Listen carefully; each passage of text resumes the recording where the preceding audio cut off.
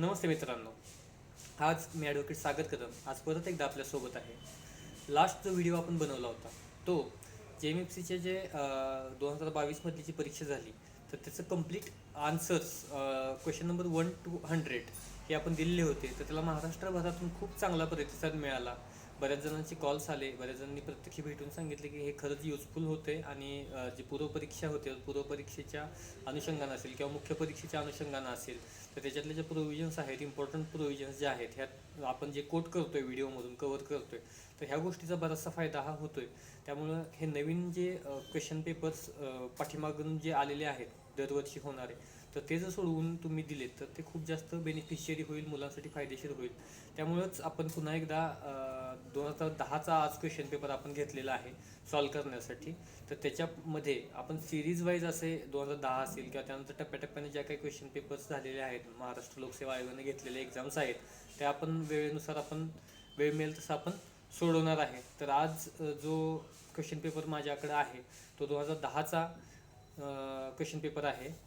पूर्वपरीक्षा जी JMFCने घेतलेली होती 2010 साली तर तो क्वेश्चन पेपर आज आपण सॉल्व करणार आहे. तर त्यापूर्वी सर्वांना मला एक विनंती करायची आहे की जर आपण चॅनलवरती नवीन असाल तर चॅनल सबस्क्राईब करा आणि व्हिडिओला लाईक नक्की करा, शेअर करा. कारण की असे व्हिडिओज आपल्यासमोर घेऊन येत असताना प्रचंड अभ्यास त्या पाठीमागं असतो, कष्ट घेतलेलं असतं.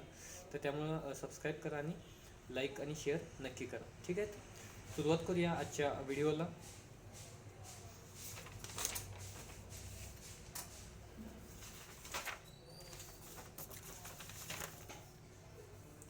तर 2010चा प्रिलिम्सचा पहिला क्वेश्चन जो आहे तो president of India is elected or nominated by.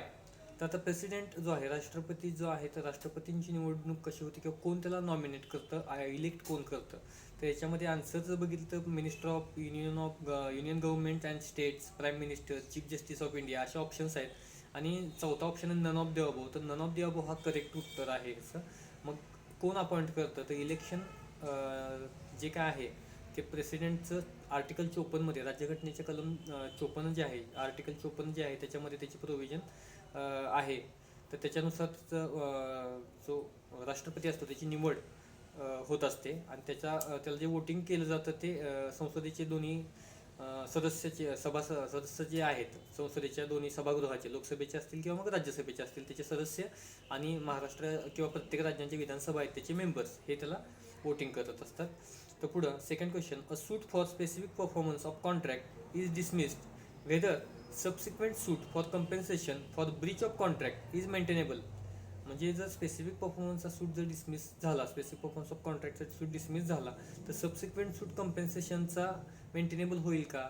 तर ह्याचं उत्तर आहे no, that is second option. आणि ह्याची प्रोव्हिजन आपल्याला सापडते ती सेक्शन 24 जो स्पेसिफिक रिलीफ ॲक्टचा आहे त्याच्यामध्ये याची प्रोव्हिजन आपल्याला दिसून येते. पुढं third question, an offence of criminal intimidation involves. आता क्रिमिनल इंटिमिडेशनचा ऑफेन्स आहे त्याच्यामध्ये कशाचा समावेश होईल असा प्रश्न आहे. तर त्याच्यामध्ये चौथा ऑप्शन करेक्ट आहे, दॅट इज थ्रेट. कारण क्रिमिनल इंटिमिडेशनसाठी थ्रेट असणं गरजेचं आहे, तिथे भीती दाखवणं गरजेचं आहे. त्याचं सेक्शन जो आहे तो IPCचं कलम 503 जो आहे त्याच्यामध्ये आपल्याला ह्याची डेफिनेशन सापडते. पुढं fourth, unlawful assembly under the Indian penal code consist of how many members. तर 141 वरती क्वेश्चन आहे इंडियन पिनल कोडच्या की अनलॉफुल असेंब्ली जी आहे ती किती पर्सन्सनी मिळून बनलेली असते. तर आपल्याला माहिती आहे की 5 or more पर्सन्स जे असतात तर त्याचं ओपनिंगच त्या 141ची असे की when 5 or more persons conjointly commits, म्हणजे 5 किंवा अधिक व्यक्ती त्याच्यामध्ये असावे लागतात. म्हणजे काय ऑब्जेक्ट्स आहेत 141मध्ये सांगितलेले त्यासाठी ती जमली असेल तर ते that is called unlawful assembly. पुढं question 5, what is reexamination of a witness. तर रिएक्झामिनेशन ऑफ विटनेसमध्ये ह्याच्यामध्ये ऑप्शन नंबर 4 करेक्ट आहे. काय आहे ऑप्शन तर नन ऑफ द अबो हा ऑप्शन आहे. कारण की रिएक्झामिनेशन म्हणजे काय आपल्याला माहिती आहे की जी पार्टी विटनेस बोलवते तीच पार्टी पुन्हा त्याची जर पुन्हा एकदा काही गोष्टी कव्हर करण्यासाठी त्याची तपासणी घेत असेल, एक्झामिनेशन घेत असेल तर that is called as a reexamination. आणि ते 137 सेक्शन जो आहे इंडियन एव्हिडन्स ॲक्टचा त्याच्यामध्ये त्याच्या प्रोव्हिजन्स आहेत.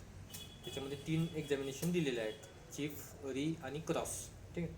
पुढं question number 6, whether transfer of property only by one of the competent co-owner of the property is legal.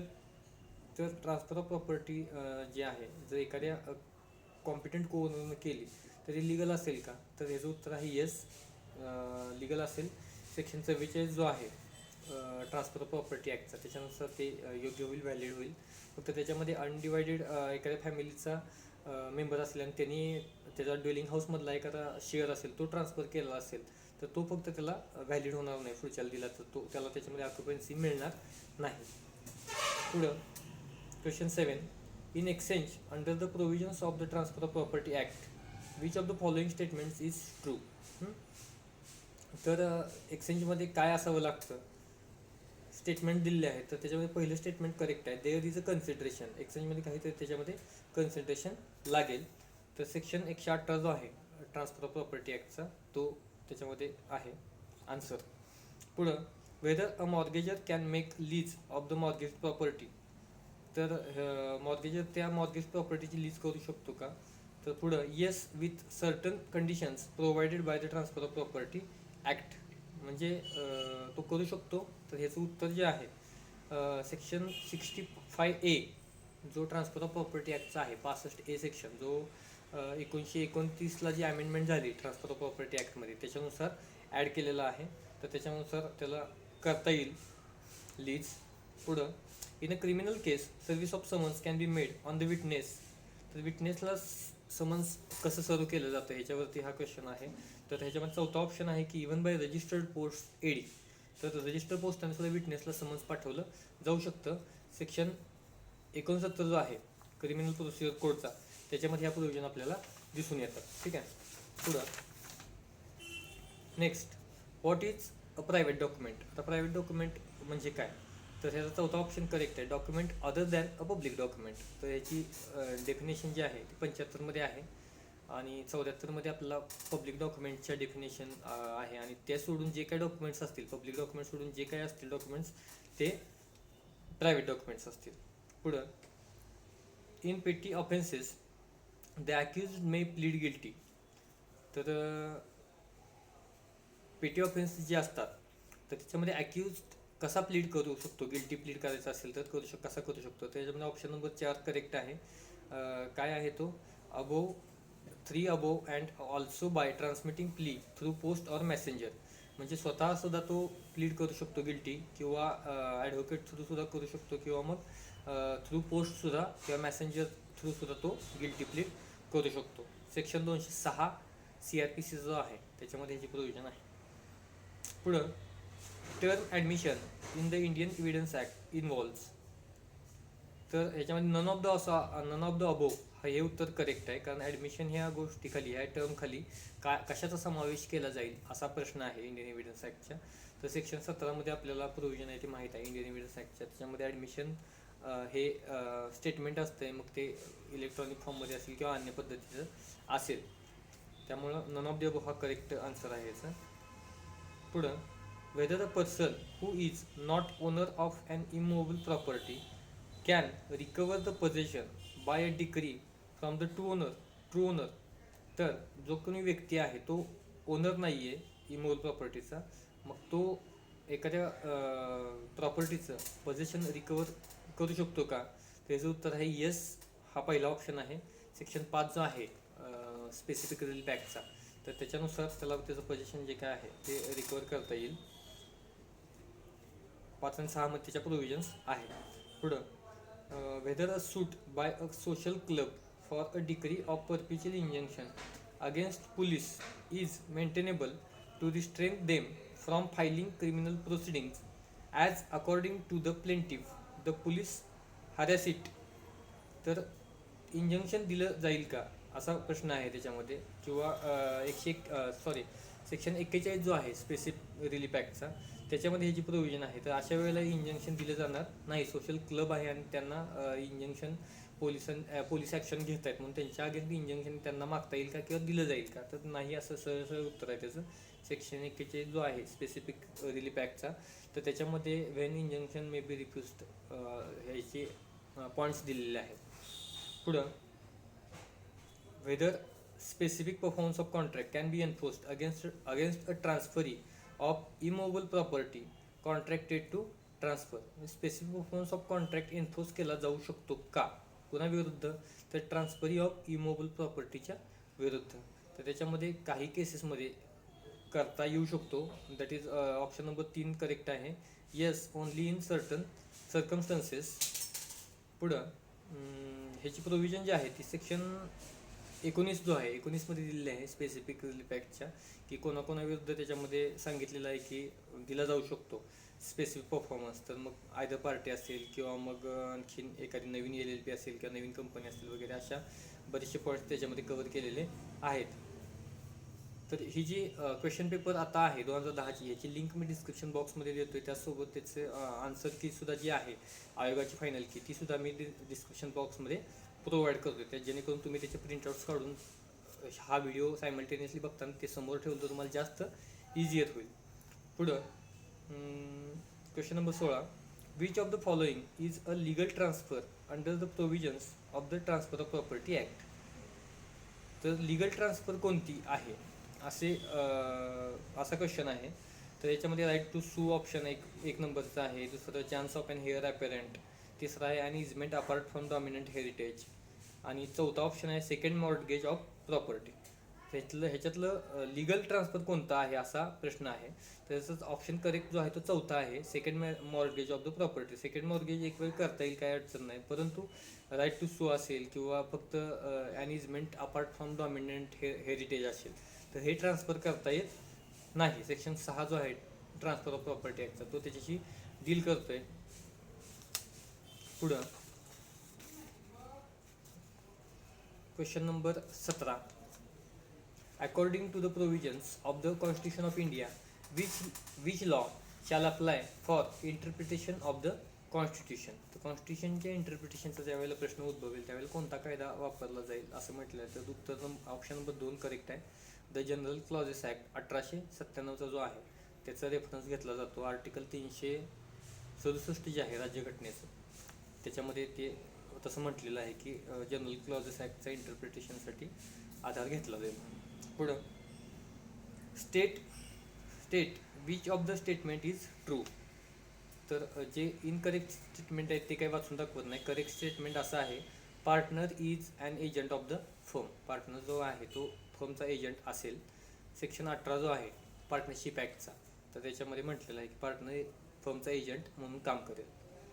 पुढं if the defendant fails to file return statement. If the defendant fails to file return statement, तर return statement नाही दिलं डिपेंडंटनं, प्रतिवादन जर कैफियत दिली नाही तर काय होईल. तर त्याच्यामध्ये बरेचसे प्रॅक्टिशनर जर एखादा हा क्वेश्चन त्याला विचारला त्या व्यक्तीला, तर त्याचं प्लेन उत्तर असेल डोळे झाकून की त्याच्यामध्ये नो WS होईल आणि पुढं सूट एक्स पार्टी नो WS होऊन पुढं सूट चालू होईल.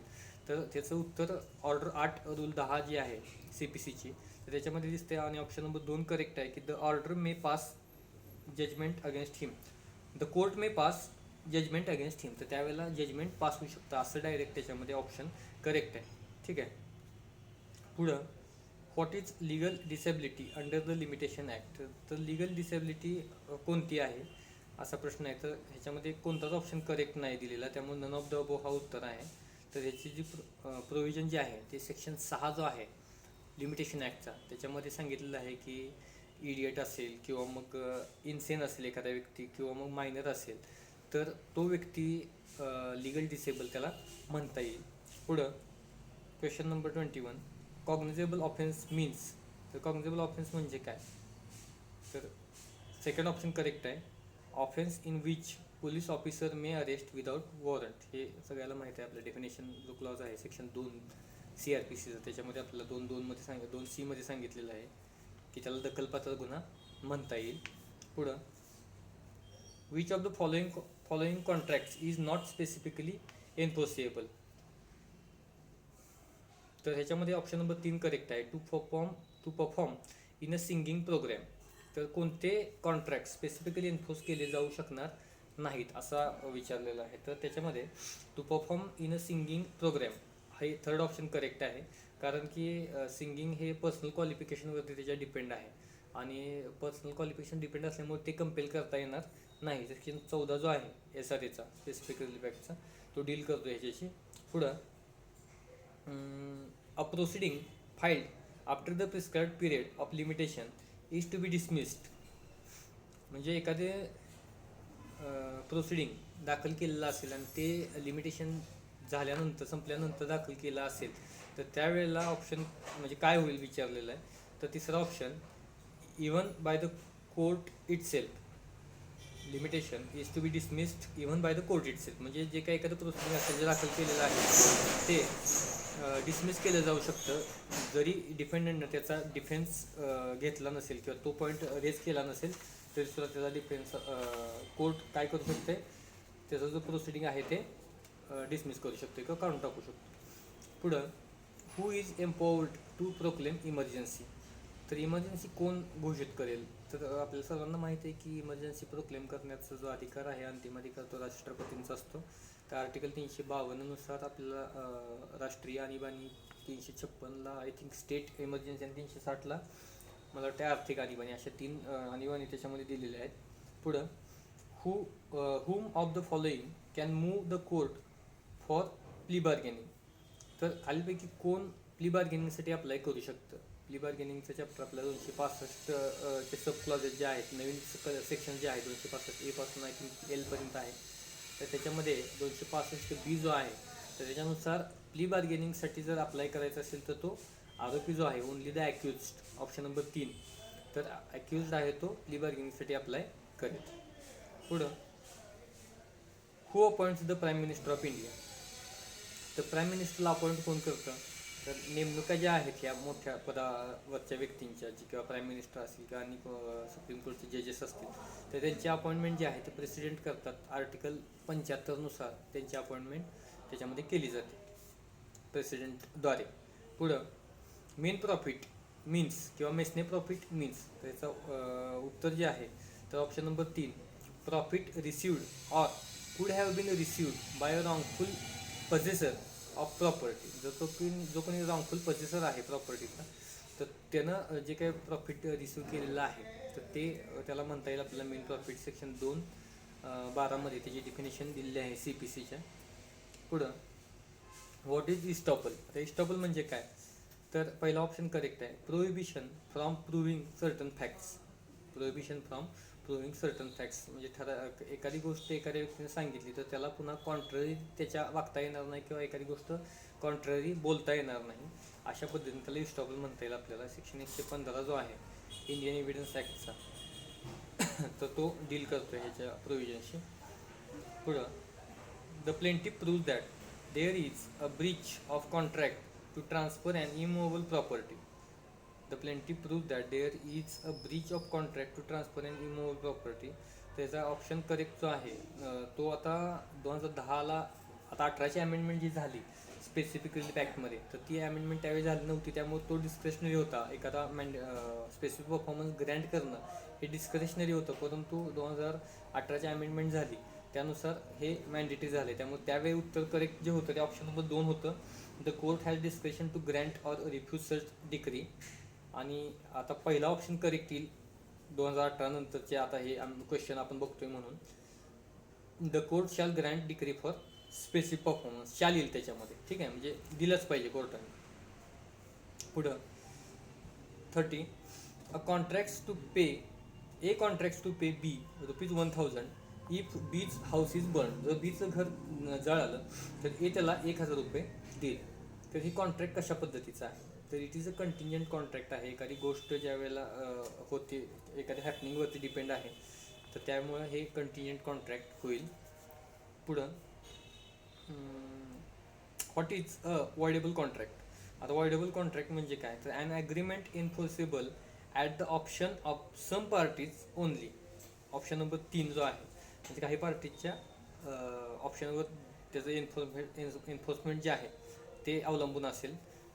सेक्शन 2I जो आहे कॉन्ट्रॅक्टचा तर त्याच्यामध्ये याची प्रोव्हिजन दिलेली आहे. पुढं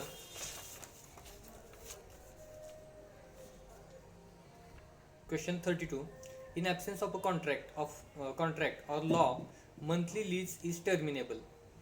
तर कॉन्ट्रॅक्ट जर तिथं नसेल तर मंथली लीज टर्मिनेबल कशी असेल तर option number 2 by 15 days notice expiring with the month end of the tenancy month. 15 दिवसांच्या नोटीस अगोदर देऊन ती लीज टर्मिनेट करता येऊ शकते. 106 जो आहे ट्रान्सफर ऑफ प्रॉपर्टीचा सेक्शन, त्याच्यामध्ये ही प्रोव्हिजन दिसते. पुढं, what is effect on limitation to institute a suit in cases where statutory notice is required by law to be issued before institution of suit. Institution of सूटच्या अगोदर जी notice, statutory notice आहे, ती is required by law to be issued before institution of suit. त्याचं काय effect होईल असं विचारलेलं आहे. तर सेकंड ऑप्शन करेक्ट आहे. The prescribed period of notice is excluded. जर ती काय 15(2) नुसार, लिमिटेशन ॲक्टचा जो 15(2) जो सेक्शन आहे त्याच्यानुसार प्रिस्क्राइब्ड पिरियड जो काय असेल नोटीसचा तो एक्सक्लूड केला जाईल. पुढं, if the suit is filed in a court having no jurisdiction. जर एखाद्या कोर्टला ज्युरिडिक्शन नाही तर तिथं सूट फाईल केला असेल तर काय, तर इट शॅल बी रिटर्न. हा ऑप्शन करेक्ट आहे, option number 3. It shall be return, कारण की ऑर्डर 7 रूल 10 मध्ये रिटर्न ऑफ प्लेंट आहे आणि ऑर्डर 7(11) मध्ये रिजेक्शन ऑफ प्लेंट आहे. मग ते कधी रिजेक्ट केलं जाऊ शकतं आणि कधी रिटर्न केली जाऊ शकते प्लेंट, ते त्याच्यामध्ये म्हटलेलं आहे. त्यामुळे एखाद्या ज्युरिडिक्शन नसलेल्या कोर्टामध्ये जर एखादा सूट फाईल झाला तर इट शॅल बी रिटर्न. पुढं, whether a mortgagee under simple mortgage can take possession of mortgage property. तर सिम्पल मॉर्गेज आहे त्याच्यामध्ये पोझेशन ट्रान्सफर होतं का, तर त्याच्यामध्ये पोझेशन ट्रान्सफर होत नाही. त्यामुळं त्याचं उत्तर नो असं आहे. सेक्शन 58 जो आहे ट्रान्सफर प्रॉपर्टी ॲक्टचा, त्याच्यानुसार त्याच्यामध्ये जे मॉर्गेजचे काइंड्स आहेत ते दिलेले आहेत. पुढं, if the landlord fails to comply the order of court to redeliver possession of the tenanted premises to tenant upon repairs. जर रिपेअरसाठी एखाद्या लँडलॉर्डनं, MRC वरचा क्वेश्चन आहे महाराष्ट्र रेंट कंट्रोलवरचा, तर त्याच्यामध्ये एका लँडलॉर्डनं रिपेअरसाठी एखादं त्याचा जी काही प्रॉपर्टी आहे ताब्यात घेतली असेल आणि जर तो पुन्हा रिटर्न द्यायला फेल झाला तर त्याच्यामध्ये काय होईल, तर ऑप्शन नंबर 1 करेक्ट आहे. The landlord is liable for imprisonment and fine. तर त्याला इम्प्रिझनमेंट आणि फाईन होईल. तर 3 महिन्यापर्यंत शिक्षा आणि जवळजवळ 1,000 रुपयेपर्यंतचा दंड किंवा दोन्ही ह्या गोष्टी होऊ शकतात.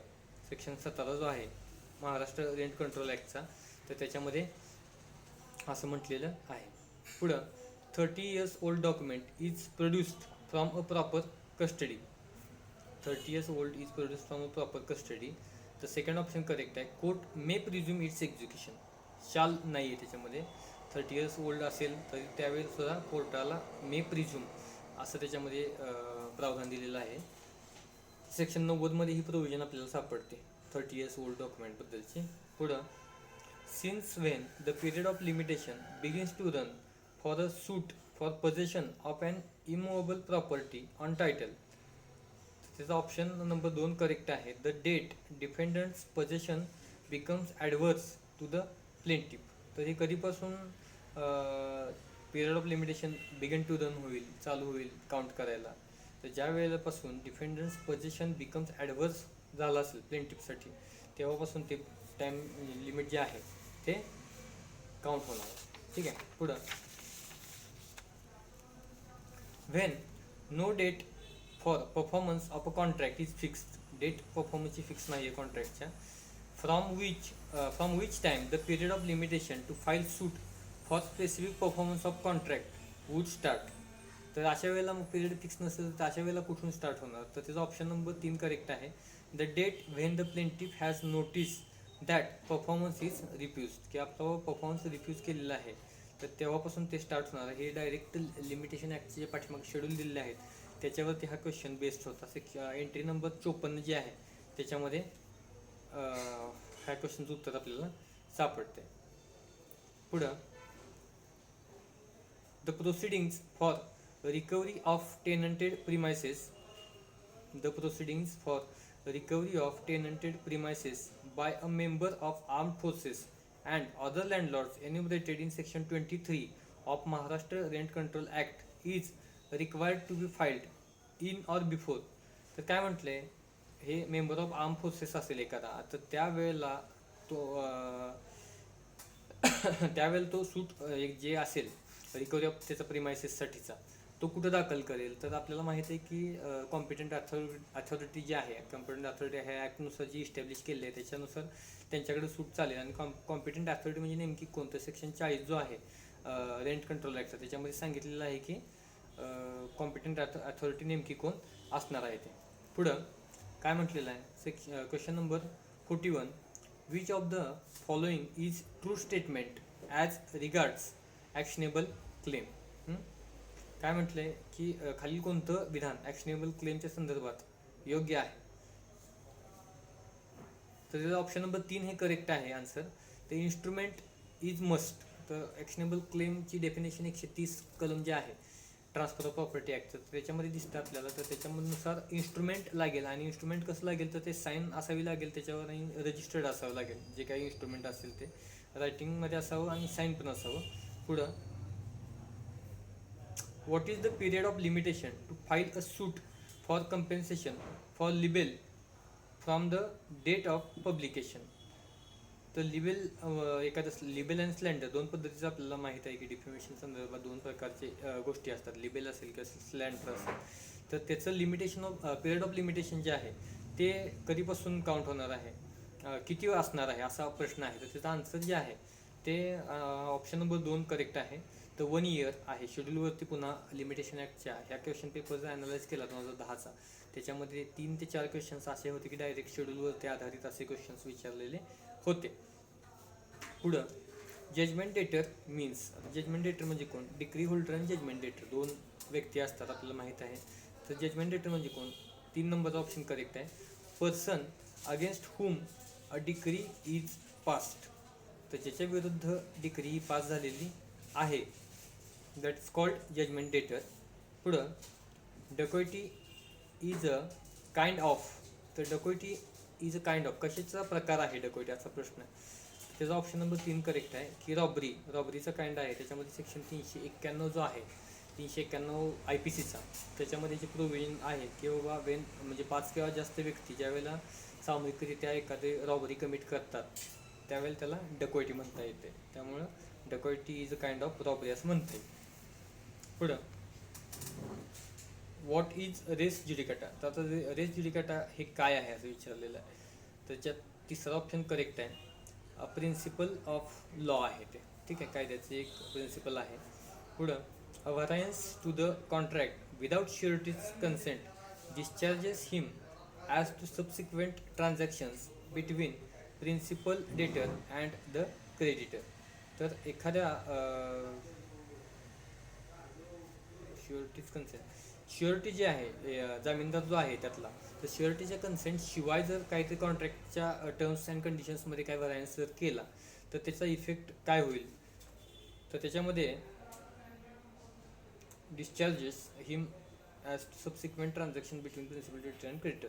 म्हणजे तो काय, तर हे खरं आहे का खोटं आहे विधान विचारलं तर डिस्चार्ज होईल का, तर तो डिस्चार्ज होणार 100%. कारण की त्याच्या कन्सेंट शिवाय जामीनदाराचा जो श्युरिटी असेल तर श्युरिटीच्या कन्सेंट शिवाय त्याच्या बेसिक टर्म्स अँड कंडिशनमध्ये जर बदल केला तर त्याच्यामध्ये नक्की तो डिस्चार्ज, त्याला लायबिलिटी तिथून पुढच्या ज्या लायबिलिटी असेल त्याच्यामधून तो डिस्चार्ज होणार. तर सेक्शन 133 जो आहे इंडियन कॉन्ट्रॅक्ट ॲक्टचा त्याच्यामध्ये हे प्रोव्हिजन दिलेले आहे.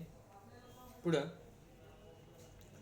Under section 82 of the Indian penal code which is the age of child under which the act is done by it is not an offence.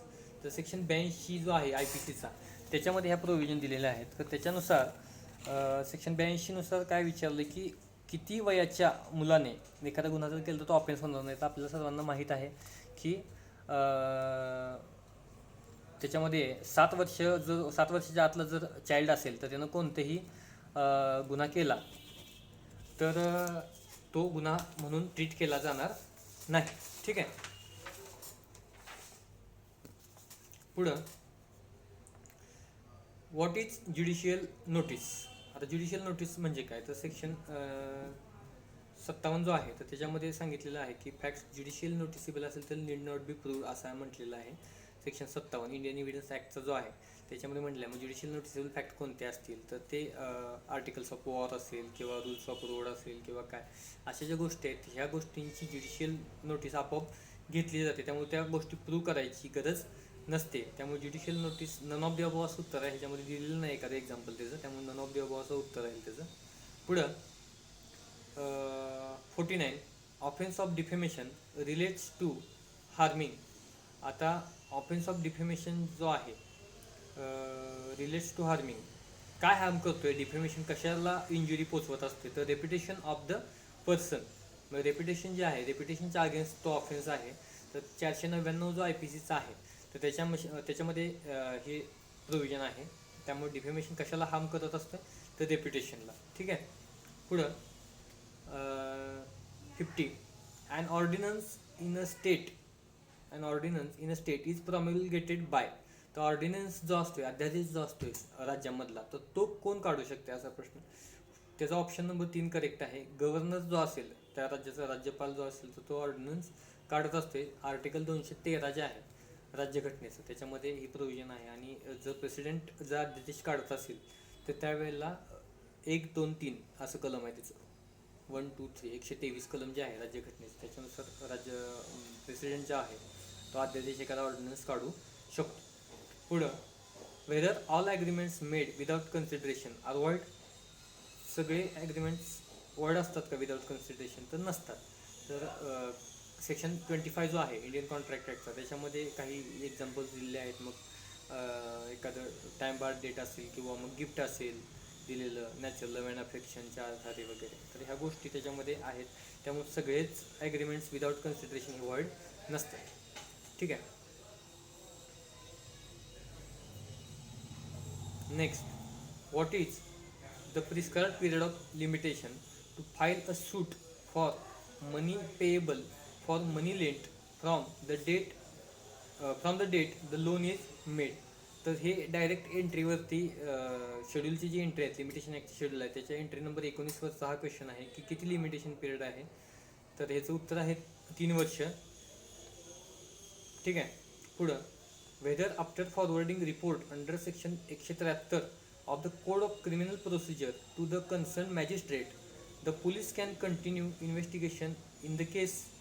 म्हणजे 173(2) नुसार ज्या वेळेला चार्जशीट दाखल होत असते, त्यावेळेला पोलीस चार्जशीट दाखल झाल्यानंतर सुद्धा इन्व्हेस्टिगेशन करू शकतात का, असा प्रश्न आहे. तर याच्यामध्ये ऑप्शन नंबर 3 करेक्ट आहे, येस.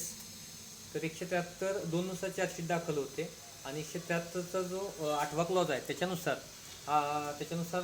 काय होते की त्याच्यानुसार इन्व्हेस्टिगेशन कंप्लीट झाल्यानंतर ज्यावेळी चार्जशीट दाखल होते, आफ्टर दॅट पिरियड सुद्धा तो पोलीस ऑफिसर जो असेल तो इन्व्हेस्टिगेशन करू शकतो. ठीक आहे.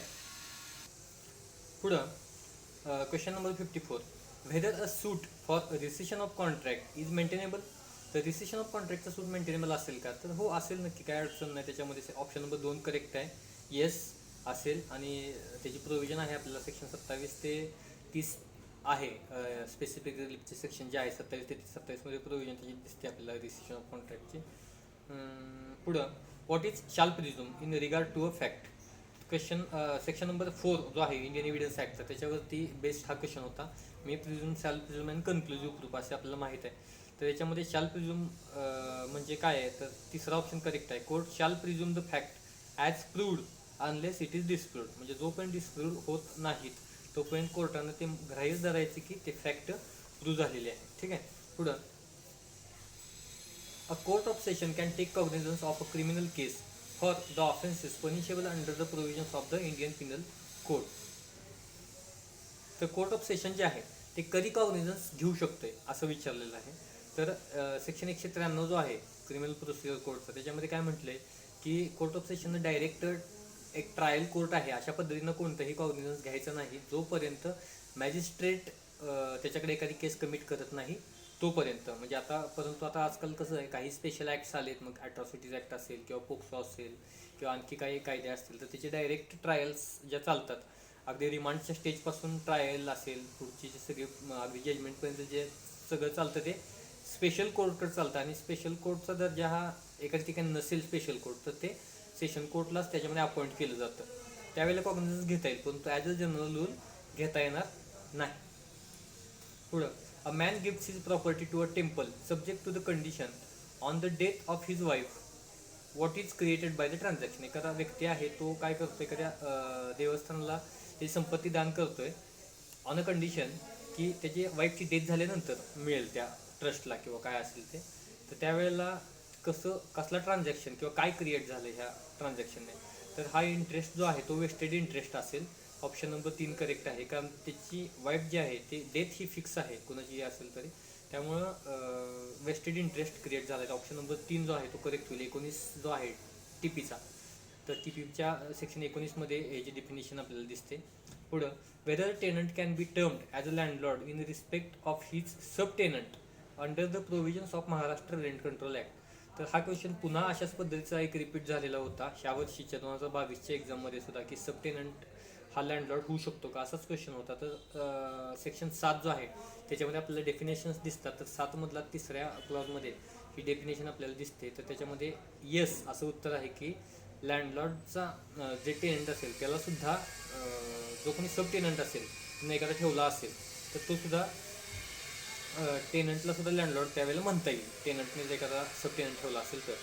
पुढं, a promisor agrees to sell his loved cow only because of financial difficulty whether it is a free consent under the contract act. म्हणजे एखादा प्रॉमिसर आहे तो, त्याला प्रिय असलेली एखादी गायी आहे, त्याचं एखादं प्राणी आहे, एखादा इथं गायी म्हटलेलं आहे, तर फायनान्शियल डिफिकल्टीमुळे तो विकतोय, तर त्यावेळेला ही फ्री कन्सेंट होईल का असा प्रश्न आहे. तर फ्री कन्सेंट होईल नक्कीच. काय त्याच्यामध्ये दुसरं क्वेश्चन किंवा वापरली का 14 जो सेक्शन आहे इंडियन कॉन्ट्रॅक्ट ॲक्टचा, त्याच्यामध्ये म्हटलेलं आहे की क्वेश्चन असेल, अँड इन्फ्लुएन्स असेल किंवा फ्रॉड असेल, मिस्टेक असेल किंवा अशा कुठल्या गोष्टींनी जर ते कॉज नसेल त्याची कन्सेंट, तर it will be called as a free consent. त्यामुळे ह्याचं उत्तर येस आहे, फ्री कन्सेंट असेल. पुढं,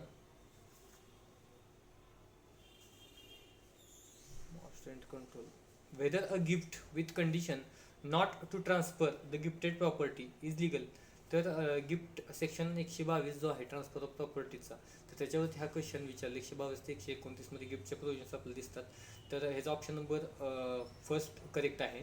पुढं, whether and oral transfer of property is legal under the provisions of the transfer of property act. तर ओरल ट्रान्सफर लिगल होईल का असं म्हटलंय. सेक्शन 9 जो आहे टीपीचा त्याच्यावरती हा क्वेश्चन आहे की ओरल ट्रान्सफर लिगल होईल का. त्याच्यामध्ये म्हटलंय की ओरल ट्रान्सफर करता येईल, फक्त जे कायद्यानं सांगितलेले आहेत की जिथं रायटिंगच लागेल किंवा रजिस्टर्डच लागेल तर त्यावेळेला ते तसंच लागेल तिथे. त्यामुळे काही केसेसमध्ये चौथा ऑप्शन करेक्ट आहे. Yes, in certain cases it is valid or it is permissible. पुढं, the court can put questions to the accused to explain any circumstances appearing in evidence against him. तर कोर्ट जे काही त्याच्यासमोर evidence येतो, तर अक्यूजला एखादा प्रश्न जर विचारायचा असेल, जे काही सर्कमस्टन्सेस उभे राहिले कोर्टासमोर, तर त्याच्या संदर्भात कधी विचारता येईल कोर्टाला, तर कधीही ॲट एनी स्टेज असं उत्तर आहे. ॲट एनी स्टेज त्याला विचारता येईल. तर 313 जे असते स्टेटमेंट ऑफ अक्यूज पर्सन, तर 313 जो CRPC आहे त्याच्यामध्ये याची प्रोव्हिजन आपल्याला दिसते. पुढं, a person required to execute a bond with or without surety can deposit a sum of money in lieu of executing bond. तर सेक्शन 445 जो आहे CRPC त्याच्यामध्ये त्याच्यावर बेस्ड हा क्वेश्चन आहे की एखादा व्यक्तीला जो बॉन्ड द्यायला सांगितला असेल तर तो इन लाईव्ह ऑफ बॉन्ड तो अमाऊंट रिमिट करू शकतोय का असं म्हटलं तर येस करू शकतोय. फक्त त्याला परमिशन लागेल, कन्सर्निंग ऑफिसर असेल किंवा कन्सर्निंग अथॉरिटी असेल त्याचं परमिशन आपल्याला त्या व्यक्तीला लागेल. ऑप्शन नंबर 2 करेक्ट आहे. पुढं, according to the constitution of India uniform civil code is. तर युनिफॉर्म सिव्हिल कोड काय आहे, फंडामेंटल राईट आहे का DPSP आहे, directive principles of state policy आहे, त्याला मार्गदर्शक तत्व म्हणतो आपण. तर आपल्याला माहिती आहे की सेक्शन 12 आर्टिकल 12 ते 35 जे आहे ते फंडामेंटल राईट्सशी डील करतं आणि आर्टिकल 36 to 51A याच्यामध्ये फंडामेंटल ड्युटीज सांगितलेल्या आहेत. तर त्याच्यानुसार हे युनिफॉर्म सिव्हिल कोडचं आर्टिकल आहे ते 44 आहे. त्यामुळं हे directive principle of state policy असेल. Option number 3. पुढं, who has control over the subordinate judiciary. आता सबऑर्डिनेट ज्युडिशियरीवर कोणाचं कंट्रोल राहील, तर हायकोर्टचं राहील. आर्टिकल त्याच्यामध्ये 235 जे आहे राज्यघटनेचं त्याच्यानुसार हायकोर्ट कंट्रोल करेल असं म्हटलेलं आहे. पुढं, whether necessary wearing apparel are liable for attachment in execution of a decree. तर नेसेसरी वेअरिंग अप्रोचल जे आहेत, दैनंदिन वापराचे जे काही गरजेच्या गोष्टी आहेत, गरजेचे कपडे आहेत किंवा काय गोष्टी आहेत, तर त्या अटॅचमेंटसाठी लायबल असतील का, तर नक्कीच नसतील. सेक्शन 60 जो आहे CPC त्याच्यामध्ये लिस्ट दिलेली आहे की कुठली प्रॉपर्टी अटॅच होऊ शकते, कुठली होऊ शकत नाही वगैरे. तर त्याच्यानुसार होणार नाही. ह्याचा ऑप्शन नंबर 2 करेक्ट आहे, नो. पुढं, if a party commits breach of an order of temporary injunction, जर टेम्पररी इंजंक्शनचं ब्रीच केला पार्टीनं तर काय, तर त्याचा ऑप्शन नंबर 3 करेक्ट आन्सर आहे. It's property may be attach. तर 39 ऑर्डर 39 रूल 2A, ऑर्डर 39 जे आहे तर त्याचा रूल 2A ह्याच्याशी डील करतोय. त्याची प्रॉपर्टी अटॅच होऊ शकते किंवा अटॅच केलेली प्रॉपर्टी 1 वर्षभर ठेवून 1 वर्षानंतर सुद्धा त्याचा जर ब्रीच तो कंटिन्यूज असेल तर ते सेल पण केले जाऊ शकते किंवा त्या व्यक्तीला सिव्हिल प्रिझनला सुद्धा पाठवता येऊ शकते. तर ऑर्डर 39 रूल 2A वरचा क्वेश्चन होता तो. पुढं, what is partnership at will. तर सेक्शन 7 जो आहे पार्टनरशिप ॲक्टचा, त्याच्यानुसार पार्टनरशिप ॲट विल डिफाईन केलेले आहे. पार्टनरशिप ॲट विल म्हणजे काय, तर पार्टनरशिप जी आहे ती कधी डिटरमाइन होणार किंवा कधी संपुष्टात येणार ह्याच्याबद्दल कोणतीच प्रोव्हिजन त्याच्यामध्ये नसेल तर that is called partnership at will. तर ऑप्शन नंबर 3 करेक्ट आहे, partnership without provision for duration. पुढं, the landlord is permitted to increase the rent under the Maharashtra rent control act. The landlord is permitted to increase the rent under the Maharashtra rent control act.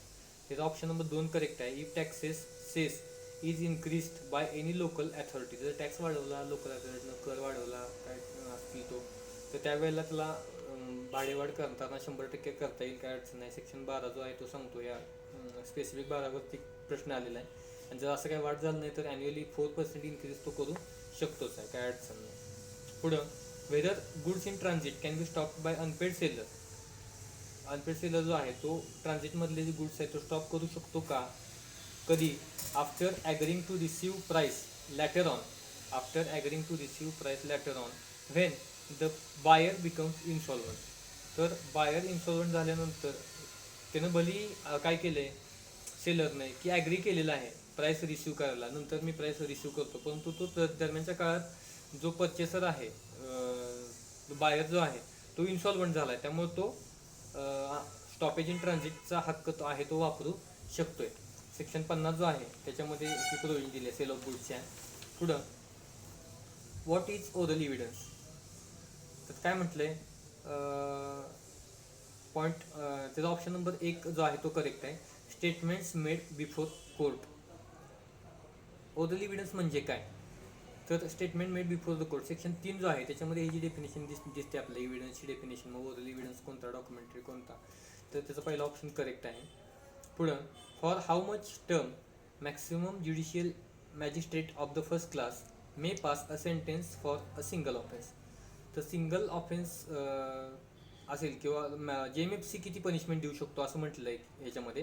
तर section 29 जो आहे CRPCचा त्याच्यानुसार 3 वर्षापर्यंतची punishment देण्याचा right जो आहे तो JMFCना दिलेला आहे सेक्शन 29 नुसार CRPCचा. त्यामुळे ऑप्शन नंबर 3 करेक्ट आहे. पुढं,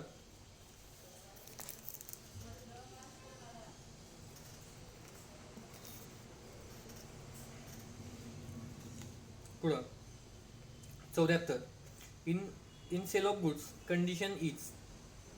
आता सेल ऑफ गुड्स जो आहे ॲक्ट त्याच्यावरती हा क्वेश्चन आहे. तर कंडिशन काय असते, तर कंडिशन ऑप्शन नंबर 3 करेक्ट आहे. Stipulation essential to the main purpose of the contract.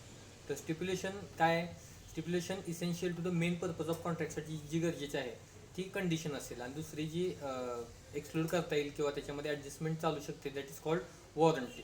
ठीक आहे, त्यामुळे ऑप्शन नंबर 3 करेक्ट आहे. पुढं, what is the effect of a decree of declaration of title passed by court. What is the effect of a decree of declaration of title passed by the court. तर त्याचा option number 1 correct आहे की binds the parties to the suit only. तर declaration जे काही डिक्रीचं pass झाली तर ती कुणावरती बंधनकारक राहील, कुणावरती बंधनकारक राहील, तर कोणावरती बंधनकारक राहणार आहे, तर त्या पार्टीज ज्या असतील त्या सूटच्या त्यांच्यावरतीच ते बंधनकारक राहील. सेक्शन 35 जो SRAचा आहे स्पेसिफिक रिलीफचा, तर त्याच्यामध्ये ही प्रोव्हिजन आहे. पुढं, एक वरचा क्वेश्चन मिस झाला, question number 73. Objection to the place of suing can be allowed to be taken. आता ऑब्जेक्शन जर कोणाला घ्यायचं असेल डिफेंडंटला प्लेस ऑफ सुईंगबद्दलचं, तर ते कधी अलाव केलं जाऊ शकेल. तर सेक्शन 21 जो आहे सी पी सीचा त्याच्यामध्ये म्हटलेलं आहे की म्हणजे फर्स्ट इन्स्टन्स ज्या वेळेला अगदी अर्लिएस्ट पॉसिबल ऑपॉर्च्युनिटी असेल त्यावेळेला त्याला ते जे काही ऑब्जेक्शन घ्यायचं असेल डिपेंडंटला की हा सूट इथं दाखल करायला त्याला हेच नाही, ज्युरिडिक्शनच नाही किंवा काय, त्यावेळेला ते अर्लिएस्ट पॉसिबल ऑपॉर्च्युनिटीला त्यानं ऑब्जेक्शन घ्यावं लागेल त्याला. पुढं, under the provisions of the Maharashtra rent control act the tenancy agreement, M R सीवरचा क्वेश्चन आहे, टेनन्सी ॲग्रीमेंट कसं असावं, तर ऑप्शन नंबर 3 करेक्ट आहे. Shall be in writing and registered. तर टेनन्सी ॲग्रीमेंट रायटिंगच असावं आणि रजिस्टर्डच असावं असं म्हटलेलं आहे त्याच्यामध्ये. आणि ते जे प्रोव्हिजन जे आहे ते सेक्शन 55 जो आहे महाराष्ट्र रेंट कंट्रोल ॲक्टचा त्याच्यामध्ये, आणि ती ड्युटी कोणावरती ठेवलेली आहे कायद्यानं, तर ती ड्युटी आहे ती लँडलॉर्ड जो आहे त्याच्यावरती ती ड्युटी इम्पोज केलेली आहे. आणि जर ती ड्युटी त्याने फॉलो नाही केली, रजिस्टर्ड एखादा ॲग्रीमेंट नाही केलं, तर त्याला पनिशमेंटसुद्धा ठेवलेली आहे की 3 महिन्यापर्यंत शिक्षा आणि सोबतच 5,000 रुपयेपर्यंतचा फाईनसुद्धा होऊ शकतो. पुढं, the landlord can file suit for recovery of possession of the premises from tenant on the ground of default in payment of rent. तर पुन्हा आणखीन त्याच्यावरतीच क्वेश्चन आहे एम आर सीवरचा, तर त्याचा ऑप्शन नंबर 2 करेक्ट आहे. Only after 90 days notice is issued to the tenant. Section 15 जो आहे एम आर सीचा, तर त्याच्यावरती हा क्वेश्चन बेस्ड आहे. तर एखाद्या टेनंटने जर दिलं नाही त्याला रेंट, तर त्यावेळेला तो किती दिवस हे करू शकतो, काढू शकत नाही त्याला घरातून बाहेर, तर कमीत कमी 90 दिवसाची त्याला नोटीस देणं मॅन्डेटरी आहे. ठीक आहे. पुढं, whether injunction to perform negative agreement can be granted. तर निगेटिव्ह ॲग्रीमेंट जे आहे ते त्याच्यासाठी परफॉर्म करण्यासाठी सुद्धा इंजंक्शन दिलं जाऊ शकतं. सेक्शन जो 42 आहे सरेचा त्याच्यानुसार त्याला इंजंक्शन देता येईल. पुढं, the offence of forgery is committed as regards to. तर फॉर्जरीचा ऑफेन्स जो आहे तो कशाच्या संदर्भात आहे, कशाच्या संबंधात घडू शकतो, तर तो ऑप्शन नंबर 3 करेक्ट आहे. Document or electronic record. तर ते document or electronic record, false एखादं रेकॉर्ड इलेक्ट्रॉनिक रेकॉर्ड प्रिपेअर केलं किंवा मग डॉक्युमेंट एखादं फॉल्स प्रिपेअर केलं, तर त्यावेळेला ते फॉर्जरी तिथं कमिट झाली असं आपण म्हणू शकतो. 463 मध्ये डिफाईन केलेलं आहे आय पी सीच्या. पुढं, imprisonment in default of fine cannot exceed. आता इम्प्रिझनमेंट जे आहे डिफॉल्ट ऑफ फाईन संदर्भात केलेलं, ते किती इम्प्रिझनमेंट त्याला देऊ शकतात असं विचारलेलं आहे की डिफॉल्ट ऑफ फाईन जर केलं तर ऑप्शन नंबर 1 आहे तो करेक्ट आहे. तर 1/4 of the maximum term provided for the offence. जर जी की त्या ऑफेन्सला मॅक्सिमम पनिशमेंट प्रोव्हाइड केलेली आहे त्याच्या 1/4 पेक्षा जास्त देता येणार नाही जर default in payment of fine जर केलं तर. सेक्शन 65 जो आहे तो डील करतोय. पुढं, after examination of a patient the surgeon in good faith tells the patient that she cannot live and the patient dies in consequences of the shock. Which offense is committed? म्हणजे patient दवाखान्यात जातोय, surgeon त्याला सांगतो की आता तू काय जगू शकत नाही. बरेचशा हिंदी पिक्चर्समध्ये असं सीन दाखवला जातो. तर त्याच्यामध्ये मग तो गुन्हा होईल का असा प्रश्न आहे. तर सेक्शन 93 जो आहे आय पी सीचा तो प्रोटेक्ट करतो ह्या गोष्टीला की communication made in good faith. तर डॉक्टरचं काही इंटेन्शन नसतं, मोटिव्ह नसतो त्याच्यामध्ये, त्याला काय मारायचं आहे असं काही विषय नसतो त्याचा. मग त्यामुळं त्याला प्रोटेक्शन जे दिलेलं आहे ते 93 नुसार दिलेलं आहे. त्यामुळं ऑप्शन नंबर 4 जो आहे तो करेक्ट आहे की नो ऑफेन्स असं उत्तर आहे त्याचं. पुढं, what is the right of marshalling of a purchaser of a property. तर हा पुन्हा टी पीवरती क्वेश्चन आहे की सेक्शन 56 जो आहे what is the right of marshalling of a purchaser of a property. तर त्याचा राईट काय असेल, परचेसरचा जो आहे राईट काय असेल त्याच्यामध्ये, तर नन ऑफ द अबो असं उत्तर त्याचं आहेच. That is 4th option is correct. पुढं, whether court can without exception try all suits of civil nature. तर विदाउट एक्सेप्शन सगळे सिव्हिल नेचरचे सूट ट्राय करता येतील का, तर त्याच्यामध्ये मे बी असं उत्तर आहे. ऑप्शन नंबर 3 करेक्ट आहे की एक्सप्रेसली की इम्प्लाइडली बार्ड जर केला असेल तर तो सूट चालवता येणार नाही जरी तो सिव्हिल नेचरचा असेल तरीसुद्धा. पुढं, whether in a suit for specific performance of a contract to transfer immovable property burden of proof is on the plaintiff. To prove that the breach of a contract cannot be adequately relieved by compensation in money. तर हे specific relief ॲक्टवरचा question आहे. आतासुद्धा 2022चा जो question paper काढून बघितला तर तरीसुद्धा 2018च्या amendment नंतर बरेचसे क्वेश्चन्स त्याच्यामध्ये विचारले जात येतात, कारण अमेंडमेंट खूप महत्त्वाची झाली. बरेचसे काही सेक्शन्स ॲड झाले, काही सेक्शन अमेंड झाले, त्यामुळं त्याच्यावरती खूप फोकस ठेवून स्टडी करायला लागतो. त्यामुळे ऑप्शन नंबर त्याचा 2 जो आहे तो करेक्ट येईल. That is option number 2 correct. No. पुढं, whether a party can prove entries made by itself in a books of account. तर हा इव्हिडन्सवरचा क्वेश्चन आहे. सेक्शन 34 जो आहे, तर पार्टीज प्रूव्ह करू शकतात का त्यांचं जे बुक्स ऑफ अकाउंट आहेत, तर करू शकतात ते प्रूव्ह, काही अडचण नाही. पुढं, what is the difference between wrongful restraint and wrongful confinement. IPC वरचा क्वेश्चन आहे. सेक्शन 339 आणि 340 मध्ये डिफाईन केलेला आहे रॉंगफुल रिस्ट्रेंट आणि रॉंगफुल कन्फाइनमेंट. तर डिफरन्स काय आहे, तर नन ऑफ द अबव असं उत्तर आहे. तर डिफरन्स म्हणजे काय आहे त्यात बेसिक, तर ते पार्शियल रिस्ट्रेंट असते रॉंगफुल रिस्ट्रेंटमध्ये, आणि रॉंगफुल कन्फाइनमेंटमध्ये टोटल रिस्ट्रेंट असते. एवढा मेजर डिफरन्स आहे. पुढं, Hari instigates Sachin to set fire to another house. Hari instigate करतोय सचिनला to set fire to another house. Before setting fire Sachin commits theft in the house. तर काय करतोय सचिन जो आहे, Sachin commits theft in house. What is offence committed by Hari. तर हरी काय करतोय, इन्स्टिगेट करतोय सचिनला. तर सचिन तो आग लावायच्या अगोदर, एखाद्या त्या घराला आग लावायच्या अगोदर तिथं सचिन कमिट्स थेफ्ट करतोय, तिथं चोरी करतोय. तर त्यावेळेला हरी जो आहे ओरिजिनली इन्स्टिगेट करणार, तर त्याला तो काय पनिशमेंट मिळेल का ह्या दोन्ही गुन्ह्यांची, असा प्रश्न आहे. तर सेक्शन 110 जो आहे IPC, त्याच्यामध्ये अबेटमेंट संदर्भातले प्रोव्हिजन्स आहेत. तर आन्सर नंबर 2 करेक्ट आहे. Abetment to the offence of setting fire only. तर हरीला फक्त सेटिंग फायर सेट करायला त्याला अबेट केलं सचिनला, म्हणूनच पनिशमेंट मिळेल. डिफरंट इंटेन्शन असेल, डिफरंट इंटेन्शन जर त्यानं कुठला एखादा क्राईम कमिट केला, ज्याला इन्स्टिगेट केलेला आहे त्या व्यक्तीने, तर मग त्याला पहिला जो अबेट करणार आहे त्याला पनिशमेंट त्याची मिळणार नाही. फक्त ओरिजिनल क्राईम जो आहे अबेट केला त्याचीच पनिशमेंट मिळेल. पुढं, what is the effect of law declared by the supreme court of India. तर इफेक्ट काय असेल सुप्रीम कोर्ट ऑफ इंडियाने एखादा लॉ डिक्लेअर केला, तर option number 3, it is binding on all courts in India. तर सगळ्या कोर्टांच्या वरती बंधनकारक असते. अभिलेख न्यायालय म्हटलं जातं या कोर्टांना, सुप्रीम कोर्ट असेल किंवा हायकोर्ट असेल. आर्टिकल 141 डील करते राज्यघटनेच आपल्या. पुढं, what is meant by primary evidence. आता primary evidence none of the above असं उत्तर आहे याच्यामध्ये, कारण प्रायमरी एव्हिडन्स दिलेलाच नाही. तर जे काय सेक्शन 62 जो आहे इव्हिडन्स ॲक्टचा, तर तो डील करतोय. मग पब्लिक डॉक्युमेंट्स असतील, ओरिजिनल कॉपीज असतील, तर ते सगळे प्रायमरी एव्हिडन्स असतात. पुढं, the term subrogation is used in the transfer of property act in relation to. The term subrogation is used in the transfer of property act in relation to. कशाशी relate करते ही term, एवढंच विचारलेलं आहे. तर मॉर्गेजशी रिलेट करते. Subrogation to step in to another shoes माहीत आहे आपल्याला. तर सेक्शन 92 आणि ऑप्शन नंबर 2 करेक्ट आहे. मॉर्गेजशी डील करते कन्सेप्ट ही. पुढं, in and offence of criminal Breach of trust what is necessarily involved. तर क्रिमिनल ब्रीच ऑफ ट्रस्ट होण्यासाठी तिथं प्रॉपर्टी लागेल काहीतरी एंट्रेस्टमेंट करण्यासाठी, त्यामुळे प्रॉपर्टी हा ऑप्शन करेक्ट आहे. चौथा, सेक्शन 405 मध्ये डेफिनेशन आहे IPCच्या. पुढं,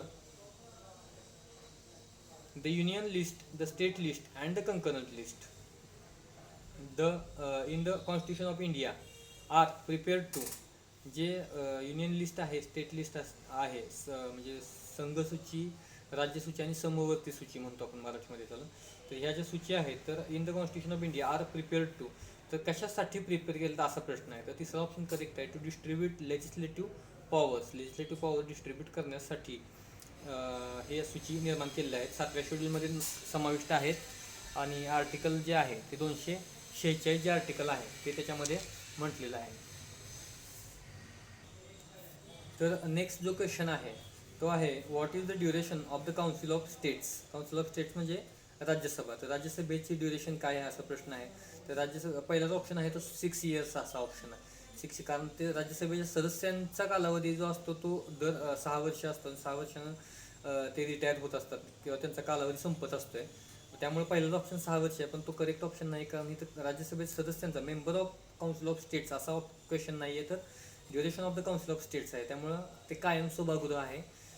त्यामुळं नन ऑफ द अबव असं त्याचं उत्तर आहे. पुढं ते आर्टिकल 83 जे आहे राज्यघटनेचं, त्याच्यामध्ये जो उत्तर आपल्याला सापडतं. पुढचा जो क्वेश्चन आहे तो, what is the effect of acknowledgement of debt in writing by the defendant. जर डिफेंडंटने एक्नॉलेजमेंट दिली रायटिंगमध्ये, तर after the prescribe period of limitation, prescribe period संपल्यानंतर जर काय एक्नॉलेजमेंट दिली तर त्याच्यामध्ये काय त्याचा इफेक्ट होईल हे विचारलेलं आहे. तर त्याचं ऑप्शन करेक्ट जो आहे तो पहिला आहे, नो इफेक्ट. कारण प्रिस्क्राइब पिरियड संपल्यानंतर किती वेळा एक्नॉलेजमेंट दिली ते त्याचा काही इफेक्ट होत नाही. पुढं, a person arrested on a charge of committing rape can be medically examined at the request of a police officer of the concern police station. तर चौथा ऑप्शन करेक्ट आहे, इव्हन बाय फोर्स.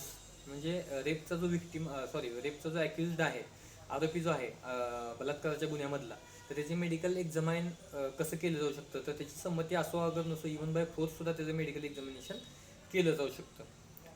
पुढचा question, who appoints judicial officers of the subordinate courts other than district जजेस.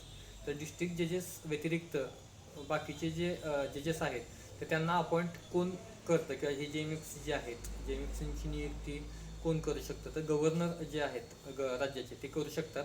Article 234 जे आहे त्याच्यानुसार ह्या नियुक्त्या होत असतात. पुढं, a minor having lost his parents is maintained by his neighbour. एखादा मायनर आहे, त्याचे पॅरेंट्स नाही आहेत, तर त्याला त्याचं पालनपोषण जे आहे ते नेबरने केलेलं आहे, शेजाऱ्याने केलेलं आहे. Whether the neighbour can sick recovery of expenses, तर तो घेऊ शकतो का त्याच्या भविष्यात प्रॉपर्टीमधून काही त्याचा एक्सपेन्स जो काय झाला आहे ते घेऊ शकतो. त्याच्यामध्ये प्रोव्हिजन जे आहे ते मला वाटते सेक्शन 68 जो आहे इंडियन कॉन्ट्रॅक्ट ॲक्टचा, त्याच्यामध्ये त्याचे प्रोव्हिजन आहे. पुढं, whether the court executing the decree has jurisdiction to determine all questions relating to execution, discharge or satisfaction of a decree. म्हणजे जे काही कोर्ट एक्झिक्यूट करतं आहे डिक्री, तर त्या कोर्टाला ह्या सगळ्या जे काही क्वेश्चन्स अराईज होत आहेत, ते क्वेश्चन्स अराईज होत आहेत त्या डील करण्याचे किंवा ते सॉल्व्ह करण्याचे पॉवर्स आहेत का, तर हो, नक्कीच पॉवर्स त्याच्यामध्ये आहेत त्या कोर्टला. पुढं, according to the constitution of India, pre constitutional laws inconsistent with the fundamental rights are. तर राज्यघटनेच्या आर्टिकल 13वरती हा क्वेश्चन बेस होता. तर जे काही प्री कॉन्स्टिट्युशनल लॉज असतील, म्हणजे राज्यघटनेच्या पूर्वीचे जे कायदे असतील, आणि जर ते इनकन्सिस्टंट असतील कशाशी, तर आपल्या मूलभूत हक्कांशी, तर ते कसे असतील, त्यांचं स्टेटस काय असेल, तर त्यांचं स्टेटस हे व्हॉइड असंच असेल, ते कुठलंही त्याला व्हॅलिडिटी असणार नाही. त्यामुळे ऑप्शन नंबर 1 करेक्ट आहे. आणि आपला शेवटचा क्वेश्चन जो आहे, A causes B a superficial skin deep injury by a sword, what offence is committed.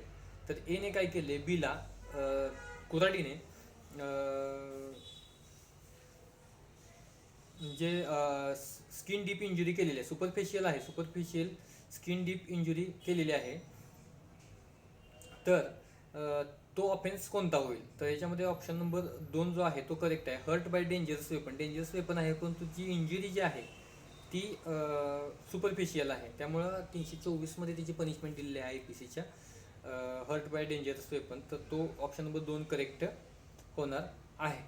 ठीक आहे मित्रांनो, अशा पद्धतीनं आपला जो 2010चा क्वेश्चन पेपर जो आहे तर तो सॉल्व करून झालेला आहे. तर याच्यानंतर सुद्धा जर आपल्याला आणखी काही शंका असतील किंवा काही क्वेश्चन पेपर्स असतील किंवा कोणते लॉचे पॉईंट्स असतील, मग IPC मधले असतील, CRPC असेल, CPC असेल किंवा अन्य कोणतेही कायदे असतील, त्याच्यामधल्या काही आपल्या शंका असतील किंवा काही अन्य टॉपिकवर आपल्याला व्हिडिओ आपण करावेत अशी जर आपली इच्छा असेल, तर मला कमेंट बॉक्समध्ये नक्की कमेंट सांगा तुमच्या.